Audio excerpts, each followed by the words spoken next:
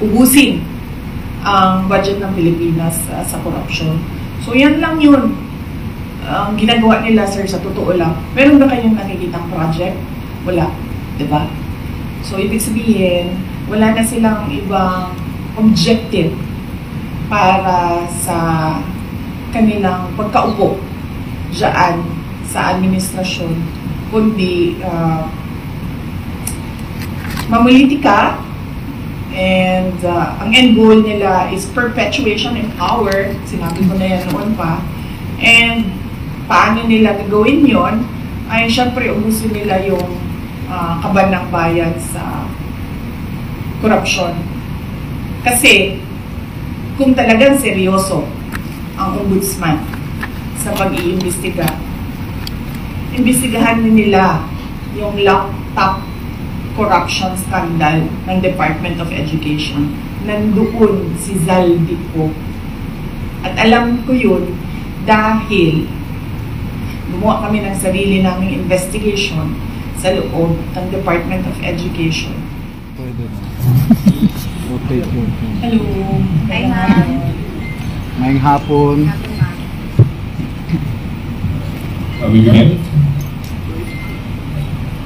Yes. Ma'am, do you have any opening remarks? Oh, yes. Yeah. First off, I'm happy to be here to celebrate with the Zamboangueños, the Festival of Zamboanga Hermosa, albeit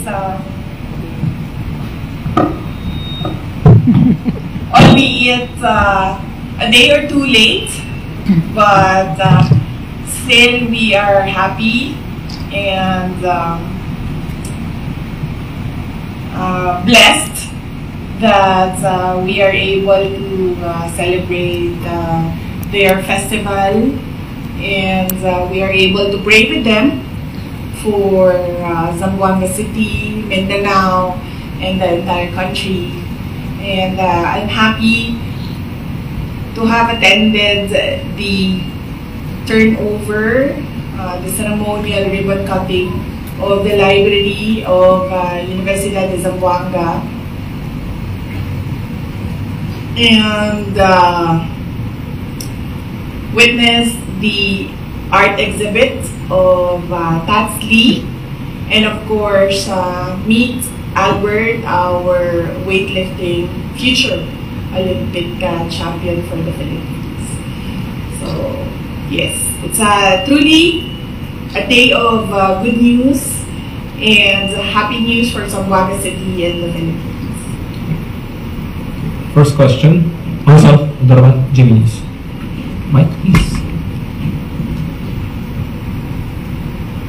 Ako ma'am, good news pero basin dili na good news sa imo ba ang Yes, ma'am. pangutana. Diretso na kami ma'am ha. Yes, ma'am. Ma'am, experience na lindol in Davao. There's another one kaninang umaga. How was it ma'am? Ano po yung mga na-report sa inyo? At kumusta po kayo ma'am?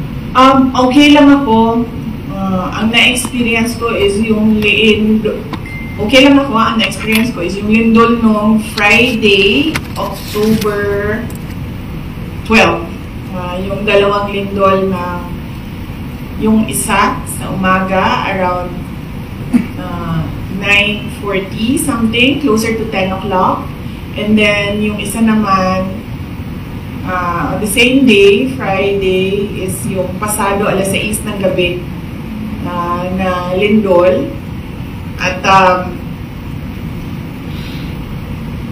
well, hindi namin nagawa yung pinagpa-practicean natin lagi na dump, cover, and hold, no? Kasi nag-evacuate kami diretso. So, nung nagsimula na lumakas yung pagyanig, ay lumabas na kaagad kami sa open space doon sa harap ng bahay namin sa kalsada. At ang napansin ko lang, since nandun din ako sa aftershocks ng Cebu na lindol, ay magkaiba siya, no? Hindi ko lang alam, baka dahil yung lindol sa Cebu ay nasa lupa siya, at yung lindol sa Davao region ay nasa dagat. Pero yung lindol sa Cebu, kanang maguntol gani, Bounce.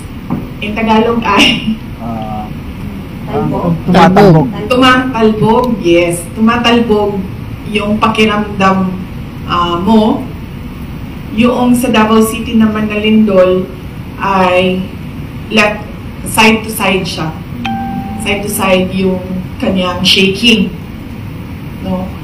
Yung sa Davao na experience ko ay nakakahilo siya. Akala mo hilo ka kahit wala na yung swaying. Tapos yung sa Cebu naman ay nakakatakot siya kasi parang bubukas yung lupa sa lakas ng pagtalbog, pagbounce o paguntol sa yuta. Follow-up question? Ma'am, pwede na po namin matanong yung regarding sa pag-deny po ng ICC sa request po ni PRRD for his interim release. And in follow up na rin po dyan, meron pong survey ang SWS saying na 50% of the Filipinos believe that PRRD should be held accountable po sa ICC. Yes. I will reserve kasi merong appeal lawyers ni President Duterte for the ICC ay meron silang appeal doon sa denial ng interim release at pending yon. So gusto ko lang antayin yung lumabas ang desisyon ng korte doon sa appeal ng defense team ni dating Pangulong Rodrigo Duterte. Pero yung initial na pag-deny, how was it doing COVID?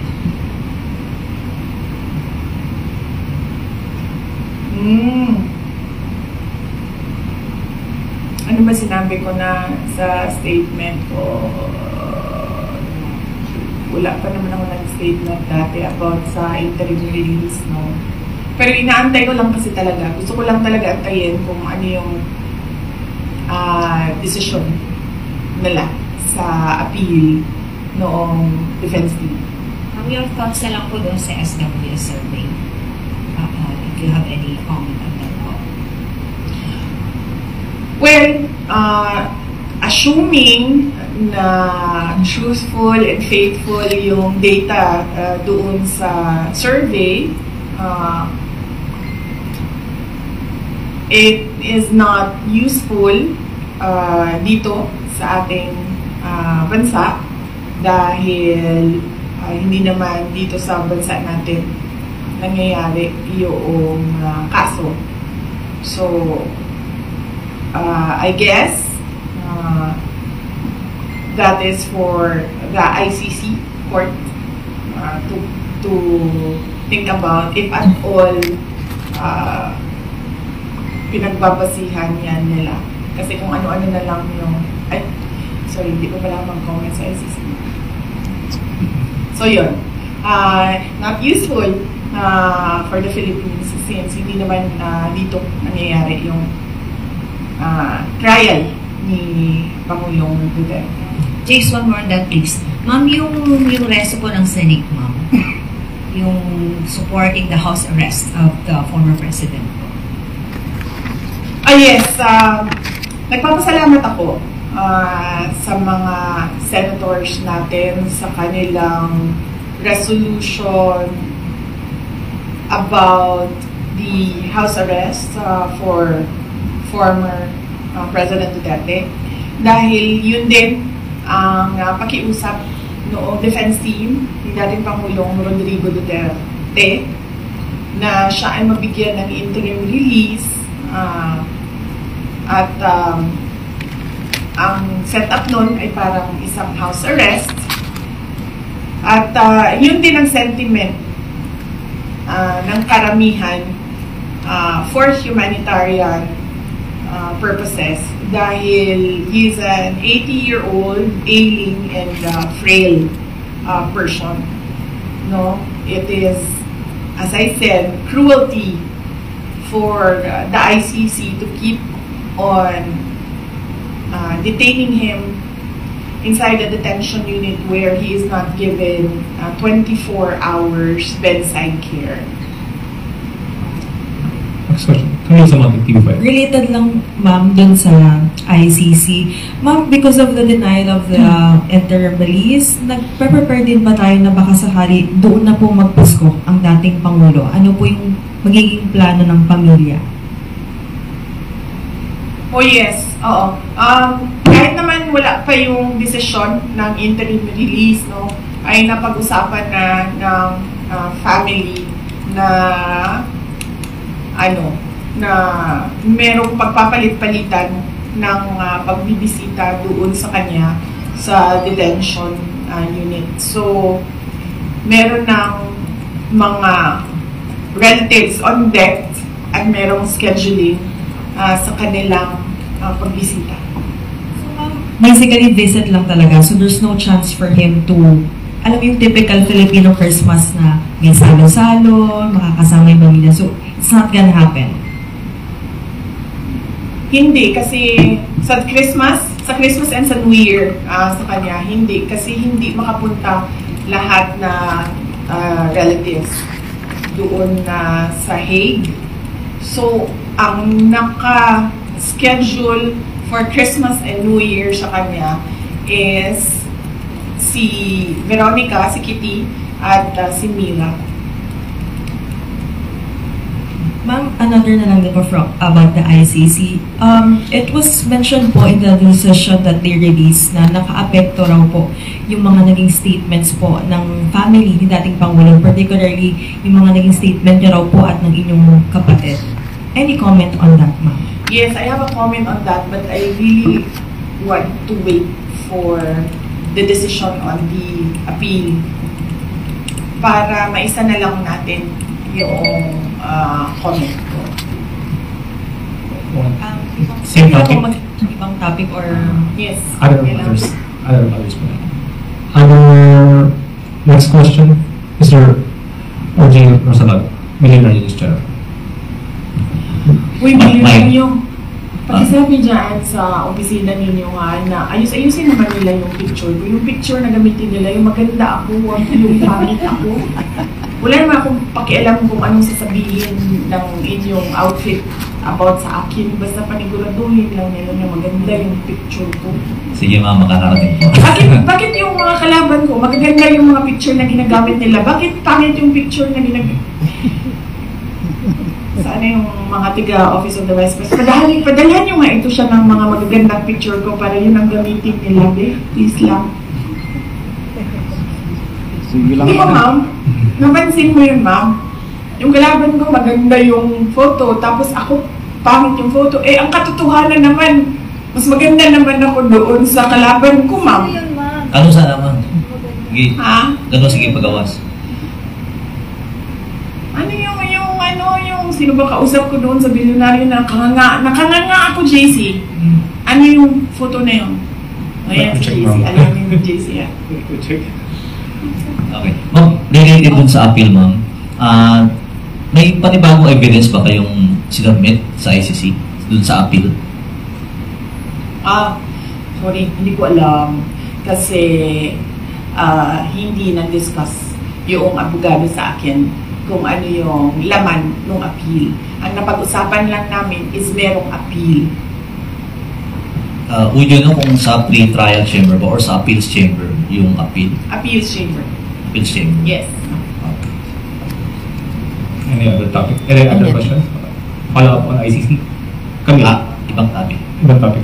Another topic. RJ, ikaw ba rin? Sige. Okay. Regarding sa plano po ni bagong Ombudsman Remulla na hukay niya na ulit sa hukay yung Parmali case, sa tingin niyo may nilulutong narrative yung administration? Oh yes. Oo. Matagal naman na ako nagsasabi, di ba, na wala namang ginagawa itong gobyerno na ito. Kundi, number 1, mamulitika, at number 2, ubusin ang budget ng Pilipinas sa korupsyon. So, yan lang yun. Ang ginagawa nila, sir, sa totoo lang. Meron ba kayong nakikitang project? Wala. Diba? So, ibig sabihin, wala na silang ibang objective para sa kanilang pagkaupo diyan sa administrasyon, kundi mamolitika, and ang end goal nila is perpetuation in power. Sinabi ko na yan noon pa. And paano nila gagawin yon?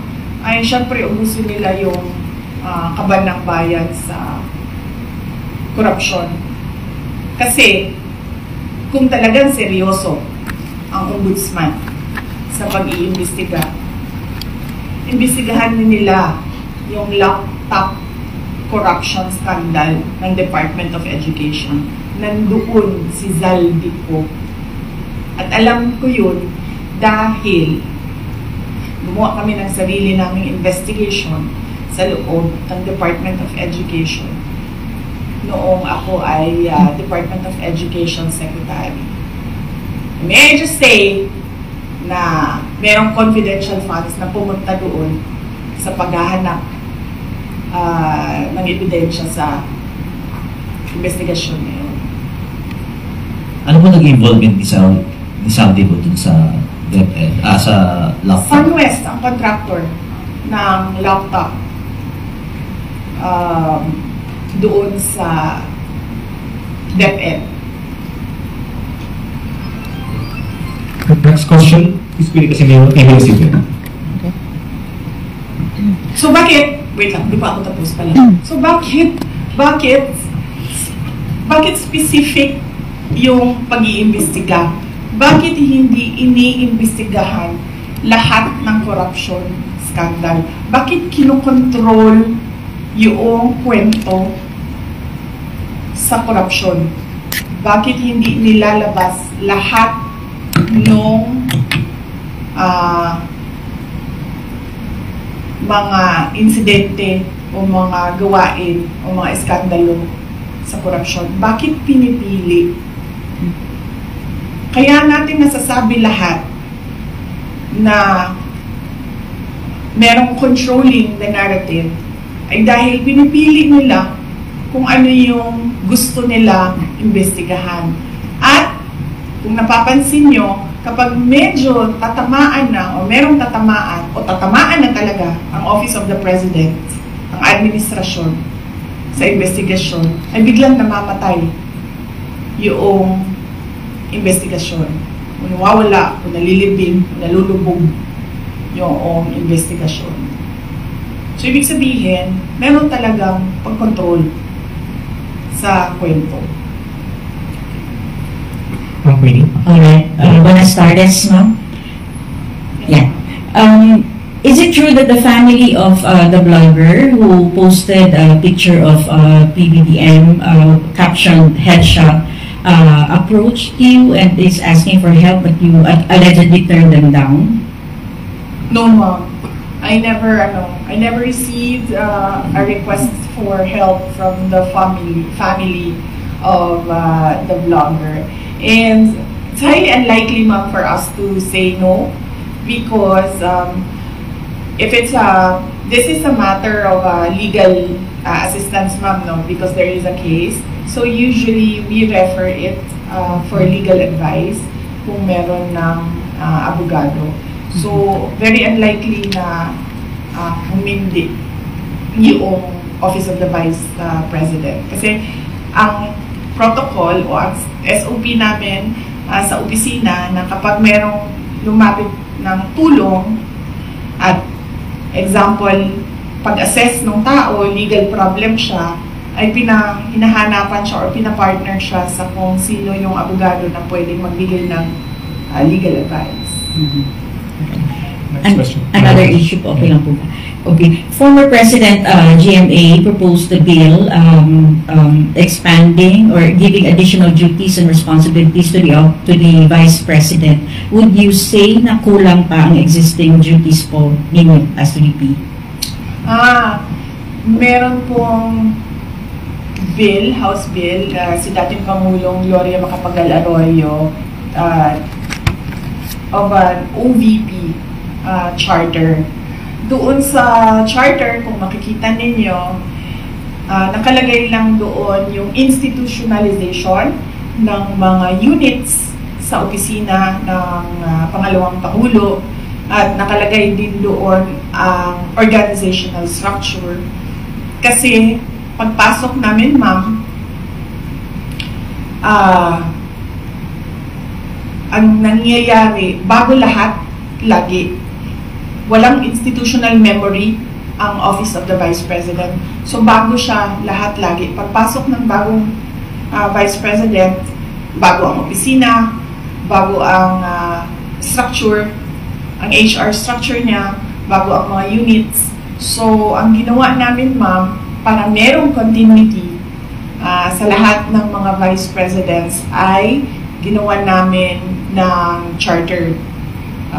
Dinefine namin doon na dapat merong USEC, dapat merong ASEC, ang opisina, at dapat merong mga ganito na klase ng mga units, KM, HR, legal, finance, para hindi nahihirapan yung papasok na bagong Vice President. Kasama na din doon yung opisina, sana, permanent office, para hindi rin lumilipat kung saan-saan yung opisina ng Vice President.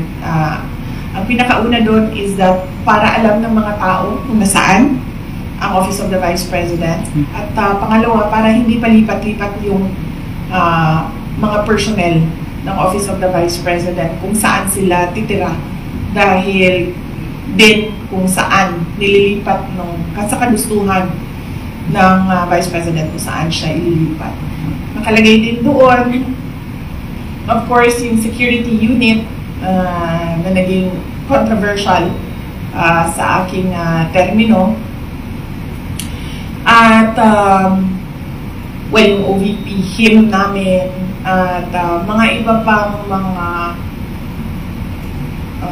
administration policies inside the Office of the Vice President. Kung makikita ninyo, wala kami nilagay doon na specific project dahil ang ang function ng Vice President ay kumbaga constitutional successor.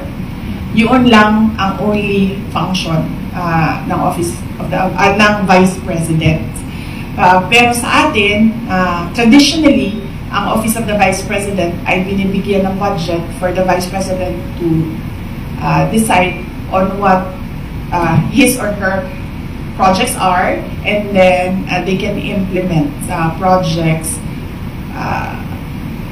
to complement the services of the other national government agencies. So on that note, hindi namin nilagay yun, ma'am. Kasi baka naisip ko, merong Vice President na papasok na wala siyang project, wala siyang gustong gawin, kundi maging constitutional successor lang. So ibig sabihin, mag-aantay lang siya na mawala yung presidente. Pero so far, wala pa naman tayong nakita by history, wala tayong nakita na Vice President na ganun ang gusto niya. Lahat merong kani-kanilang projects. Ang hindi lang namin ginawa ay mag-define kung ano yung project. Kasi magdedepende yon sa panahon kung kailan siya maging Vice President, sa panahon kung kailan anong relevant na project. So ang ginawa lang namin ay yung structure ng opisina na kahit anong project ay ma-implement noong organization. Okay. Just one last po. Yes, I don't know if you already asked for your reaction to the viral video of PGMA. The last time that she shook hands with you, and nung pagtalikod niya is parang tila sumimangot siya. What's the relationship between you two right now po, yung status? Di ma'am? Apo. Wala, gano'n naman kasi talaga si ma'am eh.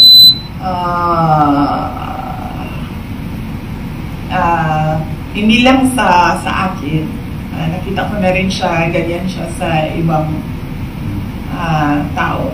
It's nothing personal. I don't think it's, she's doing it on purpose, and she's doing it to express disgust or to express disapproval. sa isang tao. It's not the first time she's done that. Ms. Camille Samontian, the last two questions. Ma'am, just want to get your reaction kasi po dun sa House, binawasan po nila yung OVP budget. Ano po yung tugon nito? Kasi may mga ilang kongresista rin po na naghayag po na dapat daw pong bawasan itong budget dahil pilit nyo raw, ilang beses nyo raw po na ini-snub yung kanilang pagdinig.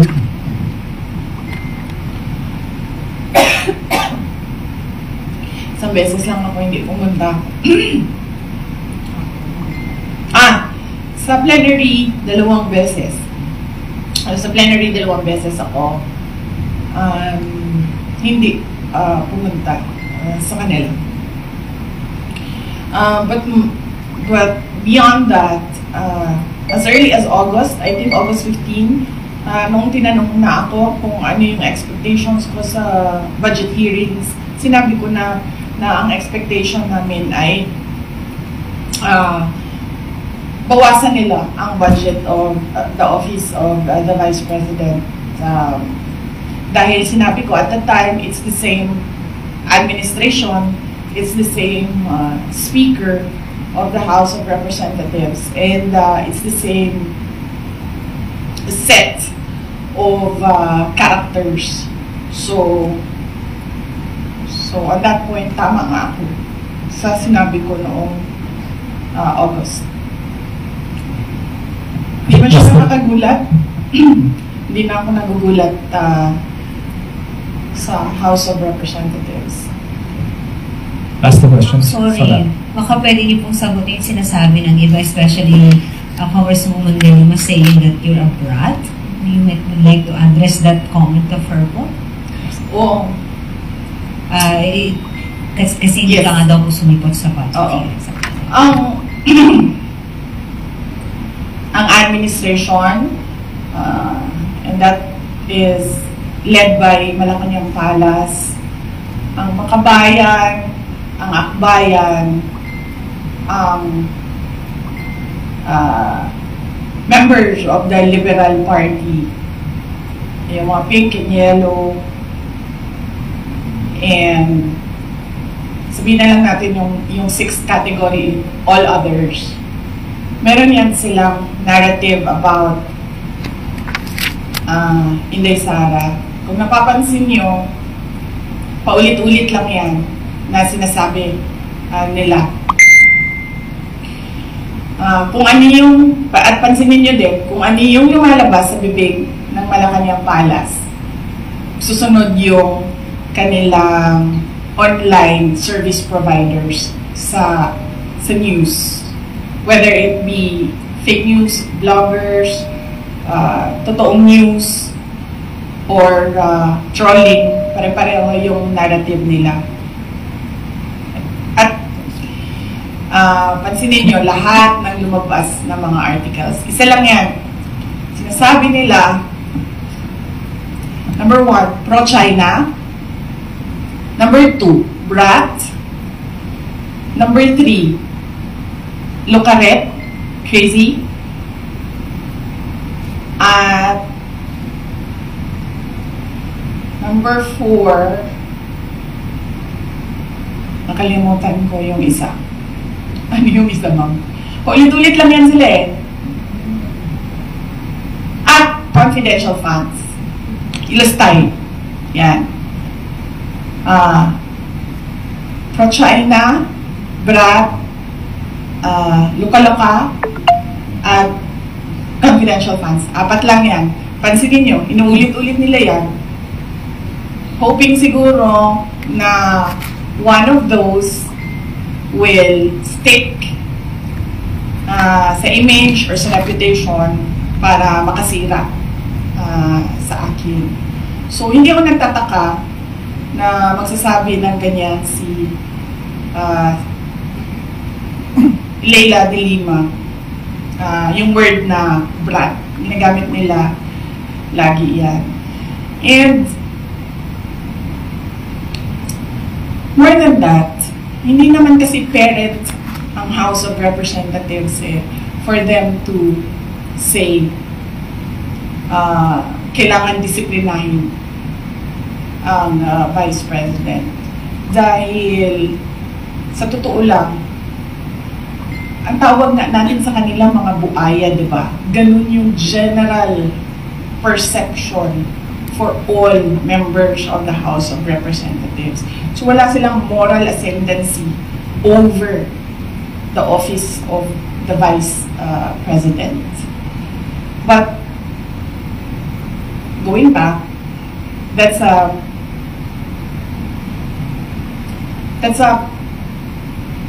messaging narrative of anti-Duterte.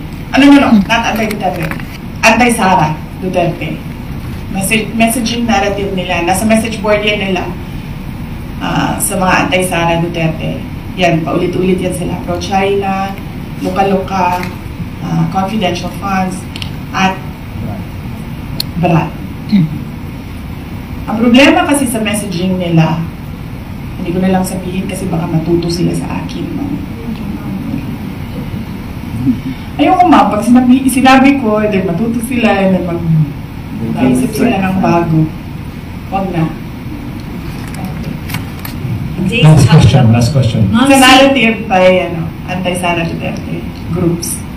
Ma'am, si Speaker Romuald, former Speaker Romuald, has appeared before the ICI today at sabi po niya na he's happy to be invited daw at willing naman daw po siya mag-share ng kanyang mga nalaman tungkol sa budget process at information on insertions. Your thoughts on this po?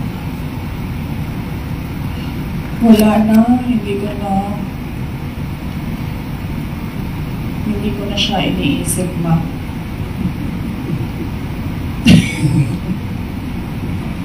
Wala akong comment, ma'am, sa kanyang pag-attend sa ICI.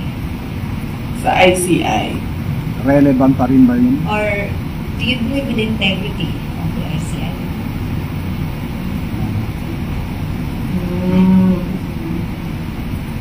Sinabi ko na yan, diba, na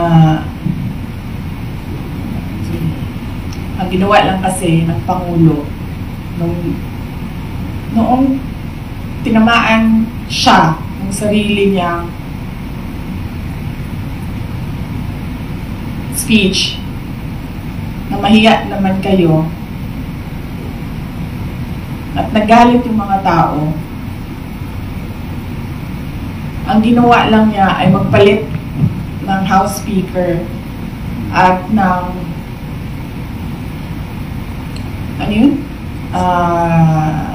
President ng Senate at gumawa ng ICI. Pero hanggang ngayon, wala pa rin nananagot. So, para bang ako dapat ang imbestigahan, ako din ang gumawa kung sino ang mag-iimbestiga sa akin. So, on the question of integrity, definitely,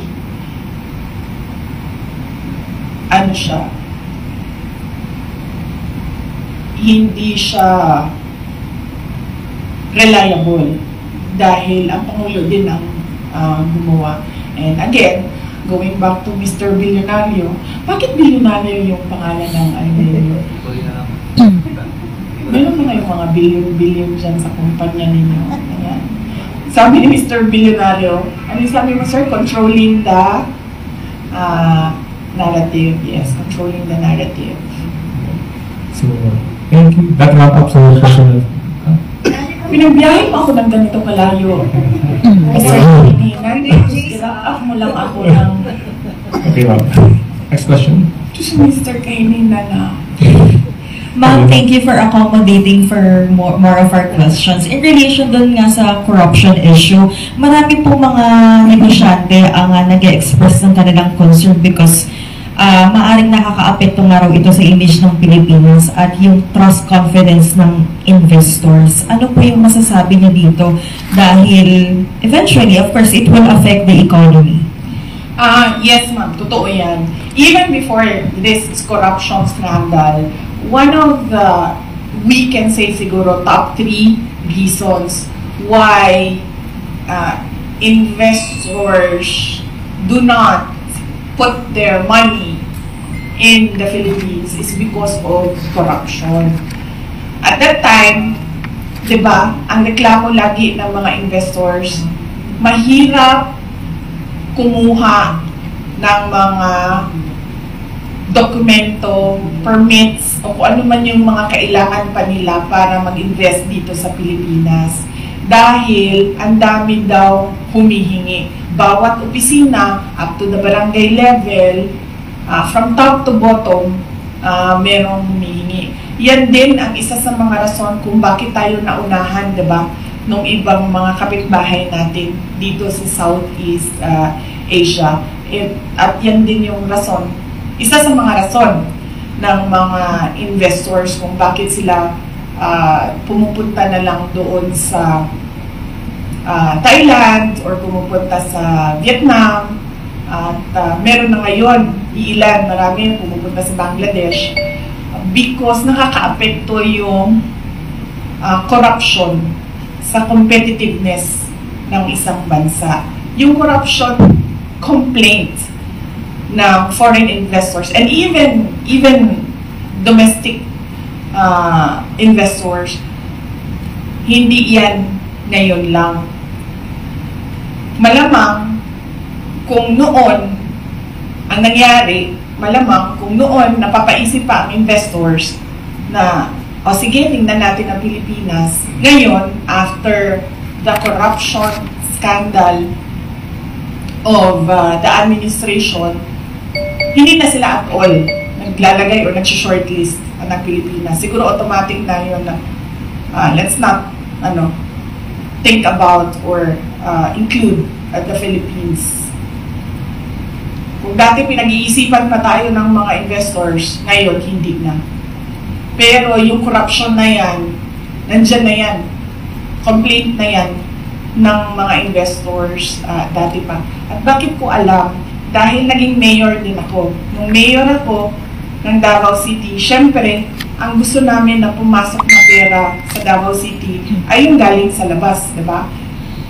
Whether it be from Visayas or other parts of Mindanao or from Luzon or from other parts of the globe, gusto namin pumasok siya sa Davao City.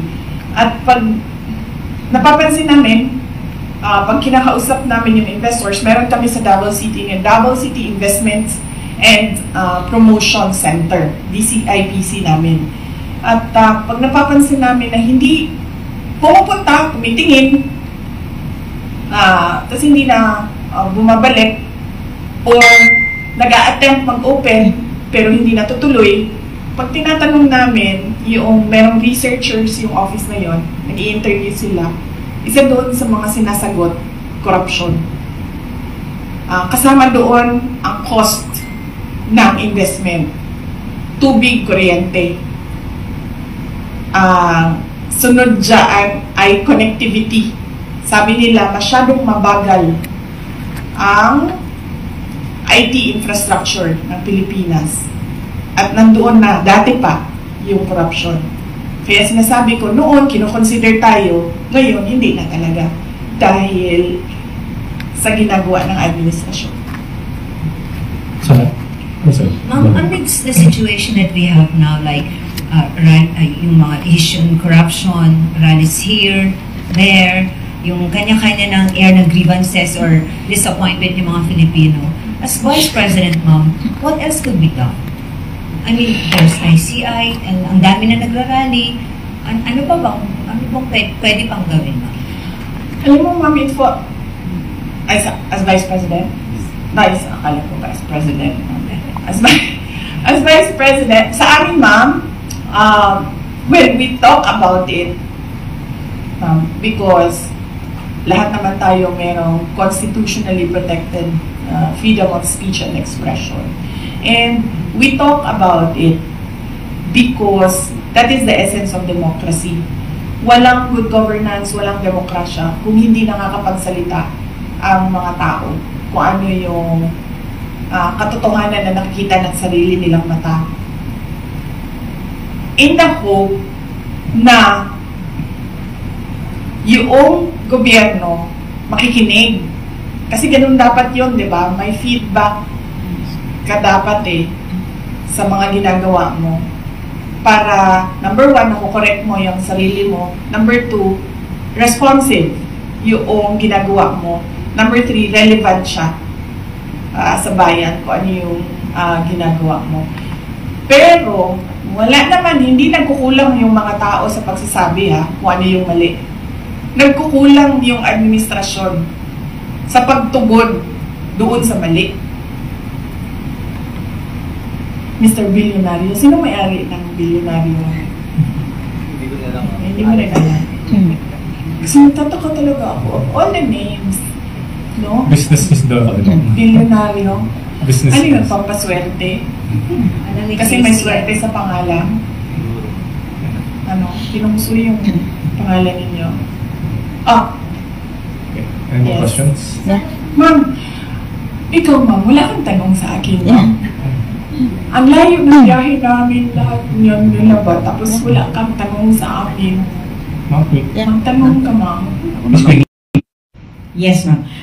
You mentioned earlier na narrative po ng mga anti-Sara Duterte, yung that you're pro-China. But what exactly, ma'am, is your stand on this continuing harassment by Chinese Coast Guard against our, Philippine vessels within Philippine territory? Yes, ma'am. My stand is, meron tayong arbitral award. Meron, nanalo na tayo doon. That is clear. Nakita yan ng buong mundo. And we need to assert that through diplomatic channels. Oo po. Because the harassment in the West Philippine Sea, it does not comprise the entire relationship natin sa China. Meron naman tayong problema sa iba't ibang bansa, mami. Hindi lang sa China. Pero ang ginagawa natin ay dinadaan natin sa Department of Foreign Affairs. Umuupo yan sila doon, pinag-uusapan nila yan doon. So, yan yung karapat-dapat na gawin ng isang gobyerno kapag meron silang problema sa ibang bansa. Hindi lang sa China. It has to go through the diplomatic channels. Pinag-uusapan yan. Hindi yan pinaglalabanan doon sa dagat. Do you think, ma'am, your father during his term as president was able to do this, talagang panindigan yung arbitral ruling na meron ng Pilipinas against China? Hindi ko alam, ma'am, kung ano ang records ng Department of Foreign Affairs at the time of the term of President Rodrigo Duterte from 2016 to 2022. There should be some sort of records there kung ano na ang nagawa ng DFA para umupo about kung ano ang ginawa ni dating Pangulong Rodrigo Duterte is asking kung ano ang ginawa ng present administration about that arbitral award. And pushing for that decision. There's a following question here from one of the members of the OVP media. Kay Red Mendoza ng Times. Ma'am, yung comment daw po sa pagbansa na pakawala niyo daw si Congressman Kiko Barsaga of Cavite, especially with his antics last weekend. Hindi ko... Okay, number one, kilala ko si Congressman Kiko Barzaga because of the campaign in Cavite in 2022 dahil uniteam siya. Ang pagkakaalam ko, ang mga magulang niya hindi sila for the uniteam. Ang maalala ko, yung mga magulang niya, Sara only. Pero si Congressman Kiko Barsaga was for the unity. Hindi ko alam kung nagkausap man kami from that time na nakita kami sa kampanya hanggang ngayon, kung meron man, pero ang huling maalala ko na nagkausap kami is doon sa rally ng Unity sa kanila, sa Dasmariñas, Cavite. Hindi ko pakawala si Kiko Barsaga. Sa tingin niyo ba, sa personality ni Congressman Kiko Barsaga, isa siyang tao na ma-handle na kahit sino man? Diba? Nakikita niyo naman yung kanyang independence sa pag-iisip eh. Nakikita niyo din yung kanyang lakas ng loob. Nakikita niyo din yung prinsipyo niya.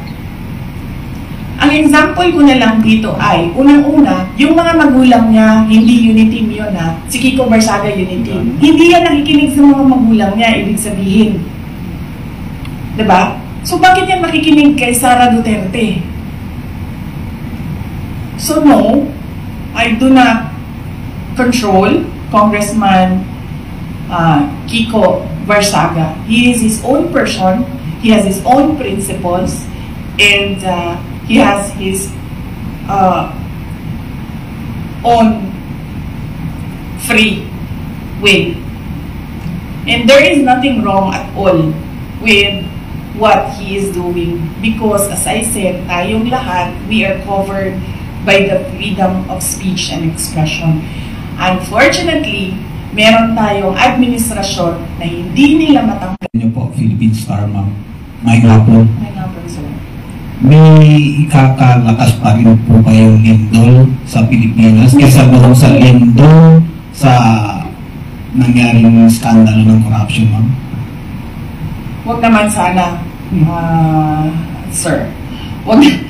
Pinagdadasal natin sa Diyos na wala nang mangyayari na malalakas na lindol sa Pilipinas. And syempre, pinagdadasal natin sa Diyos na makinig ang administrasyon na gawan nila ng solusyon ang korupsyon sa Pilipinas.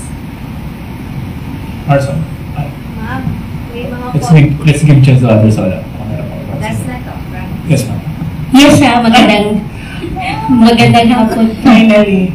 Vice President. Ma'am, I would just want to ask, with the alleged destabilization and then yung rally natin, ma'am, left and right, Luzon, Visayas, Mindanao, ang mga lumabas, ma'am, mga young ones, makikita natin mga estudyante. Ma'am, sa tingin niyo, ma'am, with what is happening now, magpapatuloy pa to, ma'am? Alam mo, ma'am, yung destabilization, nanggagaling lang naman yan sa administrasyon eh. Wala namang destabilization na nangyayari eh. Nagsasalita lang yung mga tao. At nai-insecure lang o natatakot lang yung administration sa lakas ng boses ng mga tao. Pero sa totoo lang, ma'am, walang nagpaplano ng destabilisasyon. Normal ang pagpapahayag ng isang tao sa kanyang nararamdaman. Ang pansin ko ang pansin ko yung destabilization na word, na salita, nagagaling siya lagi sa administrasyon. Kasi nai-insecure sila at natatakot sila. Kasi lumalakas yung boses ng mga tao. Ayaw na magsalita, ma'am, kasi baka matuto na naman sila sa akin, ma'am. Tapos pag natuto sila sa akin, di ba? Meron ba tayong ginagawang destabilisasyon?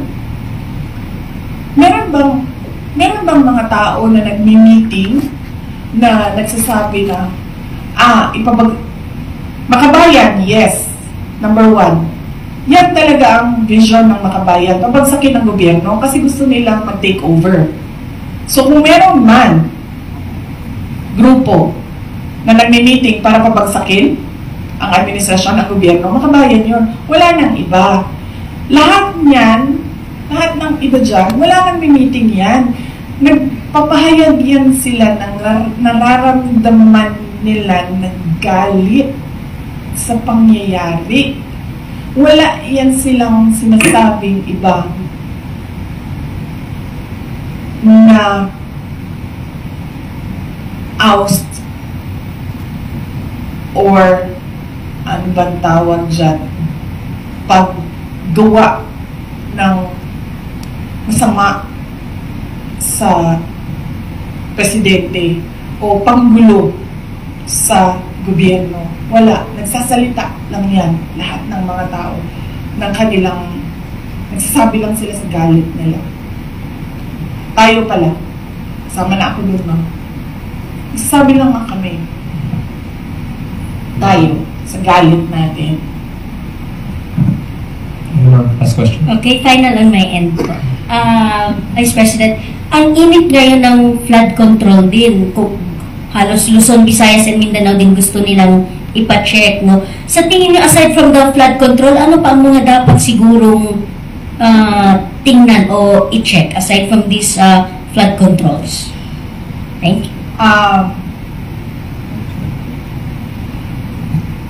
Yung una lang sinabi ko, ma'am, no? Yung listahan na ginawa nila para sa Department of Education. Worthy yun, natingnan kung sino yung mga sinulat ni Martin Romualdez na mga congressman na makakatanggap sa School Building Program Fund. Pangalawa, flood control, yan, laging may corruption dyan. Farm to market roads, laging may corruption dyan.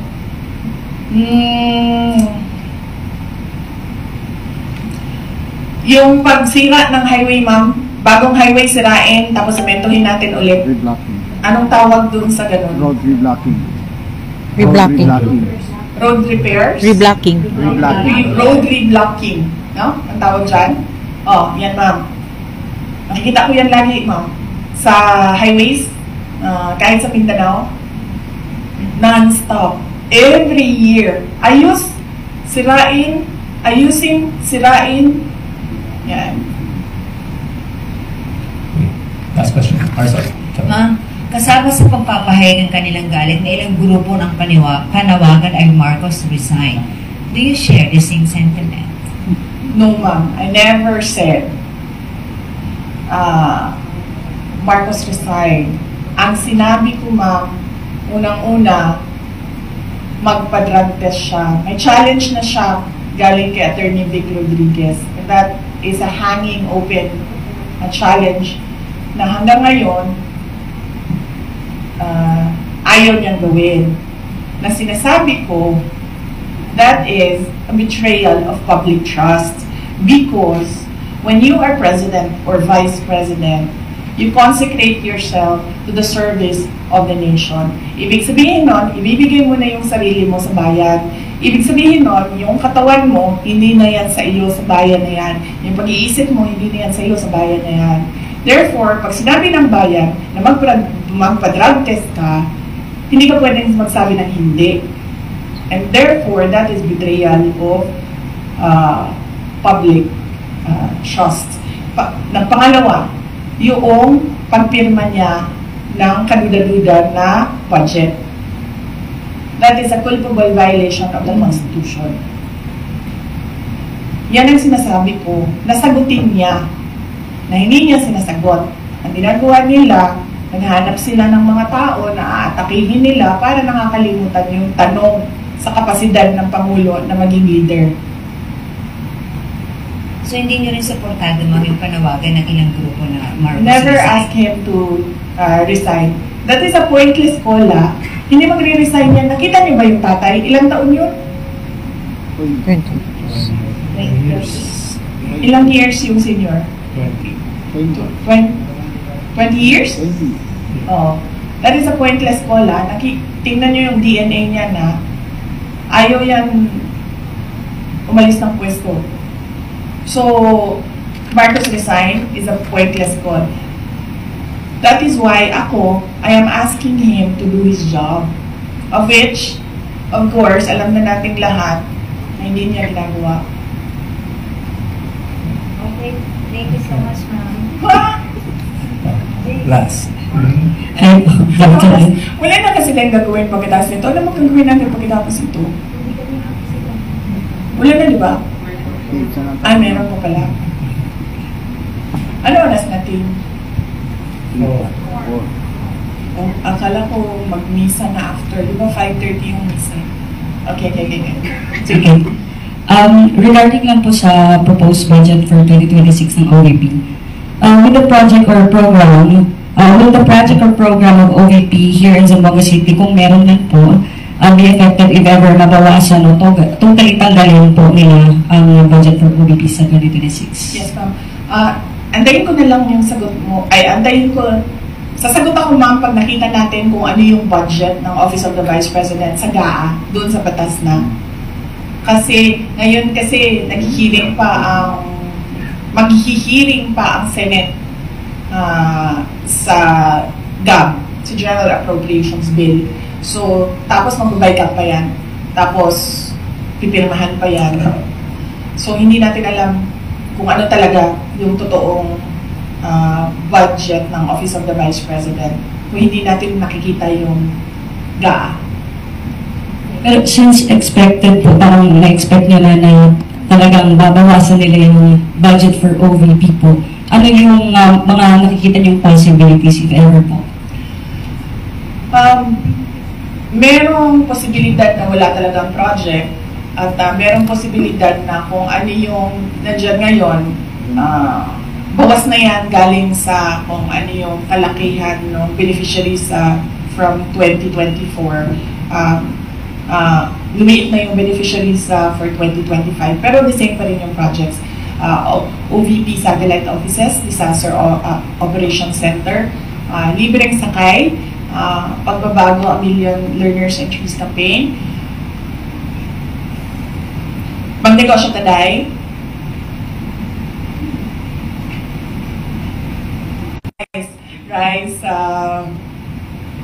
rice. Yes. Ano ma-contribute mo sa project natin? Sa listahan ng project, JC. Yan, ma'am.